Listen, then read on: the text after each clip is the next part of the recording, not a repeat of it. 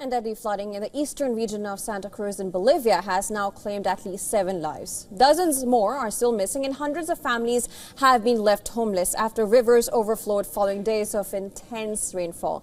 And now President Rodrigo Paz has warned that the situation could worsen as heavy rains continue. Rescue teams battle mud and debris in Bolivia's Santa Cruz region this weekend after torrential rains caused rivers to burst. And according to the authorities, at least 7 people have died and around 20 are still missing. And more than 600 families have now been affected. The worst flooding hit communities near the town of El Torno, where intense overnight rains caused the Piray River and several ravines to overflow. While homes were swept away, roads were cut off, and at least 2 bridges collapsed, leaving entire communities submerged.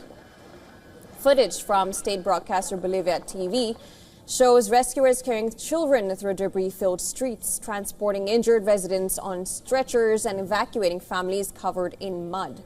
Military personnel, police and local government teams are carrying out rescue operations across at least 3 communities, racing to reach residents trapped or injured by the floods. With many areas inaccessible by road, authorities have activated aerial rescues using armed forced helicopters now. Video released by the El Torno municipal government shows victims being airlifted to safety as supplies are loaded onto aircraft. Vice President Edwin Lara, who visited the area, called for additional helicopters, saying as many as 200 people still need to be evacuated.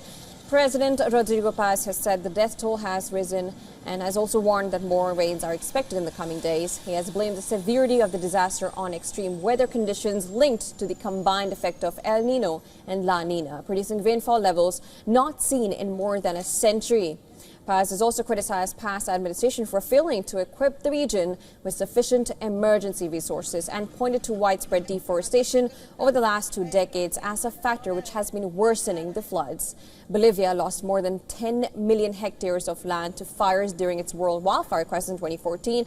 And on Sunday, the president met with his cabinet and weather experts to assess the unfolding emergency.